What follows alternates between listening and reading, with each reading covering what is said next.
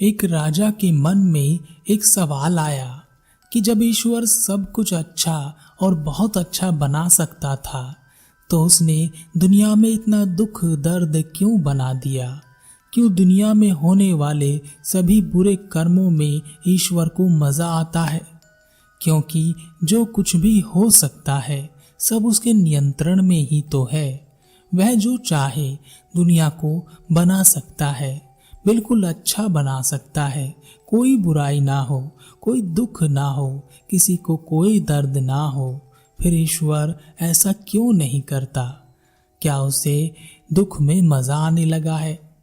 राजा ने दरबार में सभी को अपने सवाल से अवगत कराया और कहा, जो कोई भी मेरे सवाल का सही और सटीक जवाब देगा उसे वह जो चाहेगा मैं दूंगा। यह सुनकर उस राज्यसभा के कुछ विद्वान लोग खड़े हुए और उन्होंने कहा, इसके जवाब के लिए कोई बड़ी दुविधा नहीं है। इसका जवाब तो हम भी दे सकते हैं। ईश्वर ने जो सृष्टि बनाई है अच्छी ही बनाई है, सुख से भरी हुई ही बनाई है। पर हमारे मन के कारण इसमें दुख उत्पन्न होता है, इसमें दोष उत्पन्न होता है। इसमें दोष ईश्वर का नहीं है, हमारे मन का है। वही हमें भटका देता है। राजा ने कहा, पर क्या आप हमें यह बताएंगे कि हमारा मन सही रहे, वह कभी ना भटके, वह हमेशा सत्य की ओर चले।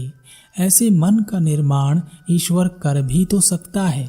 फिर उसने हमारे पास ऐसा मन क्यों छोड़ा जो दुख को खींच लेता है, हमें दुखी बना देता है।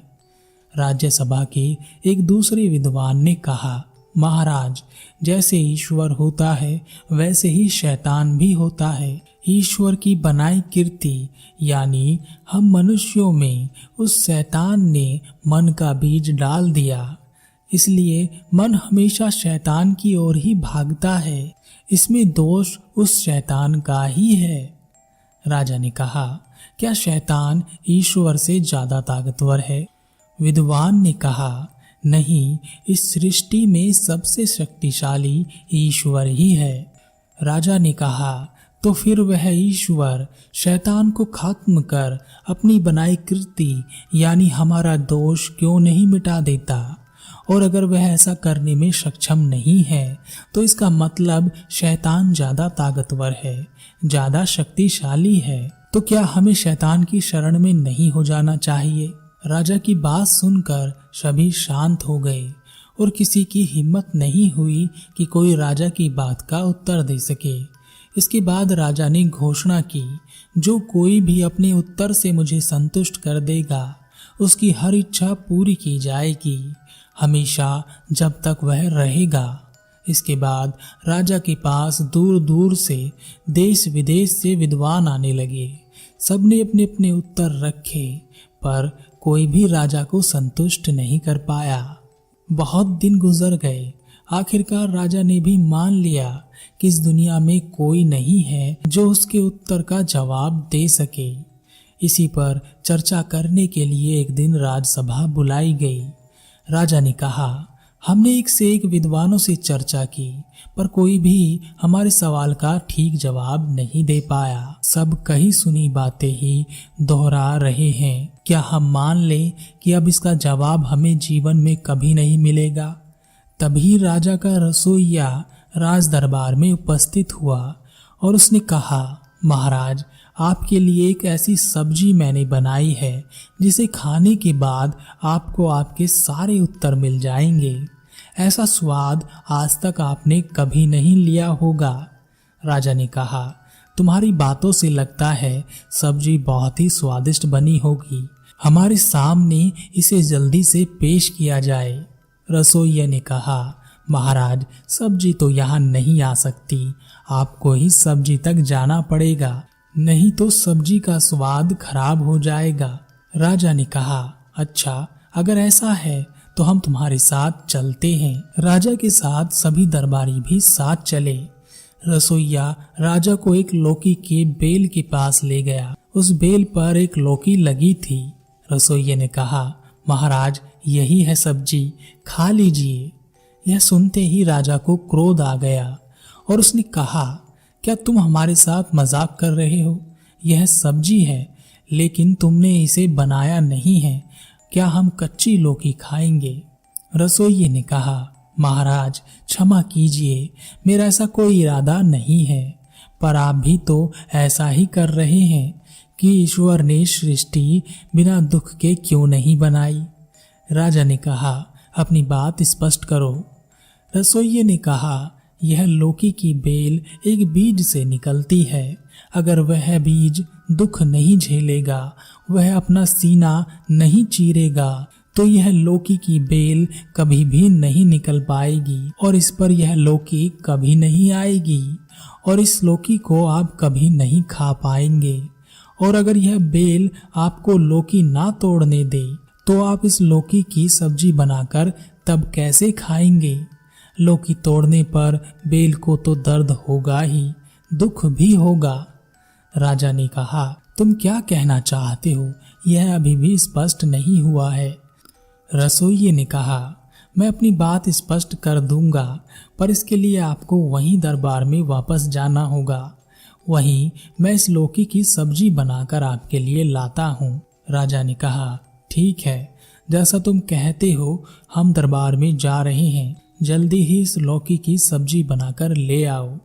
राजा अपने दरबारियों के साथ दरबार में बैठ गया। कुछ देर बाद एक बर्तन में ढककर रसोइया सब्जी लेकर राजा के सामने उपस्थित हुआ। रसोइये ने कहा, महाराज, इससे पहले कि आप यह सब्जी खाएं, मुझे आपसे अभयदान चाहिए। मेरी बात पूरी सुने बिना मुझे मृत्युदंड नहीं मिलना चाहिए। राजा ने कहा, डरो नहीं, ऐसा कुछ नहीं होगा, तुम्हें अपनी पूरी बात कहने का मौका मिलेगा। रसोइये ने वह सब्जी राजा के सामने रख दी। राजा ने सब्जी को देखा तो चौंक गया और कहा, यह क्या मजाक कर रहे हो? क्या तुम हमारी हंसी उड़ाना चाहते हो? इसमें तो पूरी कच्ची लौकी ही रखी है, तुमने इसे काटा और पकाया नहीं है।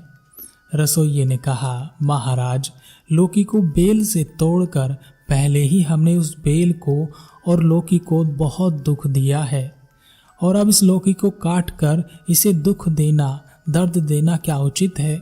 इसके बाद इसे तेल में तला जाएगा, इसमें भयानक भयानक मसाले डाले जाएंगे जो इस लौकी के दर्द को बढ़ा देंगे, और महाराज तब जाकर आपको इसमें स्वाद आएगा और आप कहेंगे, वाह क्या सब्जी बनाई है। राजा ने कहा, तुमने अभी भी अपनी बात स्पष्ट नहीं की है, अपनी पूरी बात स्पष्ट करो, तुम कहना क्या चाहते हो? रसोइये ने कहा, महाराज, अगर सृष्टि का रचयिता सबको सुख ही दे तो सभी बीज बीज ही रह जाएंगे। वह अपना बलिदान क्यों देंगे? किसी पेड़ को बनने के लिए, किसी पौधे को उगने के लिए, किसी फल को आने के लिए, क्योंकि बीजों का भी तो अपना सुख है। वह नष्ट होते हैं, अपना बलिदान देते हैं, तब जाकर सृष्टि आगे बढ़ती है। महाराज, सृष्टि के निर्माण में 3 चीजों का योगदान है। पहला विनाश, दूसरा रचना, तीसरा पालन करना है। इसके बाद फिर से विनाश है और यह चक्र चलता रहता है। इसी से सृष्टि आगे बढ़ती है। बीज के विनाश से पौधे का जन्म होता है। पौधा अपनी पूरी उम्र तक रचना धारण करता है और उसका पालन करता हुआ बड़ा होता है, फल देता है और फिर से वह विनाश को प्राप्त होता है। पूरी सृष्टि 3 हिस्सों में बटी है और इनका एक दूसरे के बिना कोई अस्तित्व नहीं है, जैसे दिन और रात, और उनके बीच का समय यानी संध्या का समय, जैसे स्त्री और पुरुष, और उनके बीच में अर्धनारीश्वर यानी किन्नर, जैसे सुख और दुख, और उनके बीच में मोक्ष, न सुख और न दुख। राजा ने कहा, बहुत गहरी बात बोल रहे हो, लगता है तुम्हें बड़ा ज्ञान है। यह बताओ, यह मनुष्य बुरे कर्म करता ही क्यों है? क्या उससे यह ईश्वर कराता है या कोई शैतान कराता है? रसोइये ने कहा, सृष्टि के रचयिता ने कभी किसी को नहीं कहा कि वह बुरे कर्म करे, बल्कि उसने हमें एक बुद्धि दी है जो हमें बताती है कि क्या सही है और क्या गलत है।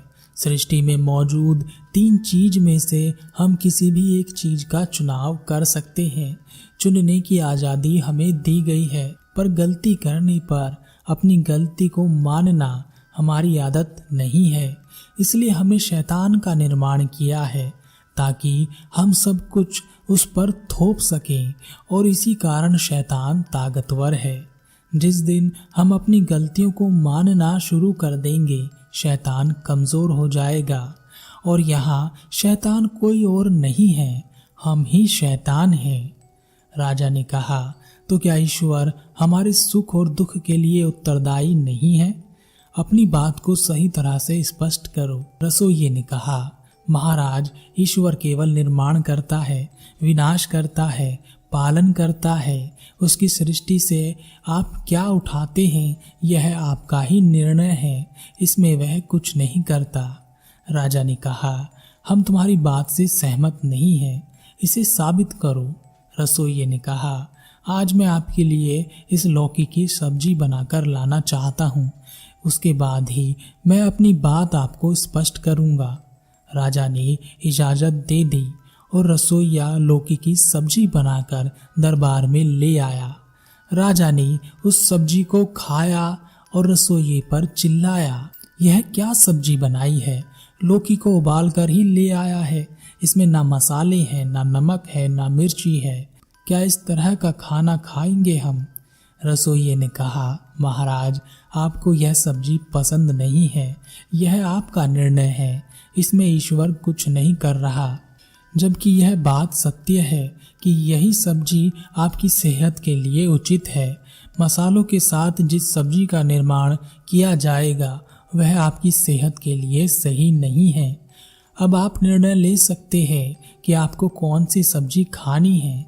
इसमें ईश्वर कुछ नहीं कर रहा, वह बस इतना ही करता है कि आपको एक लौकी दे सकता है, ऐसी चीज़ें दे सकता है जिससे आप तेल और मसाले निकाल सकें। फिर आप उसके साथ क्या करते हैं यह आपका निर्णय है। राजा ने कहा, बहुत खूब, तुमने बहुत अच्छी तरह से समझाया कि अपने अच्छे बुरे के लिए हम ही जिम्मेदार हैं। हमारे कर्म ही हमें वापस लौटकर मिलते हैं। कर्म करते समय या कर्म के बारे में सोचते समय हमें यह पता होता है कि यह कर्म या यह सोच अच्छी है या बुरी है। जितना प्रभाव बुरे कर्म का पड़ता है, इससे ज़्यादा प्रभाव बुरी सोच का पड़ता है। फिर हमारे साथ दुर्घटनाएं हो जाती हैं, दुख उत्पन्न हो जाता है और हम रोते हैं कि हमारे साथ ऐसा क्यों हो रहा है, जबकि इसके लिए जिम्मेदार भी हम ही होते हैं।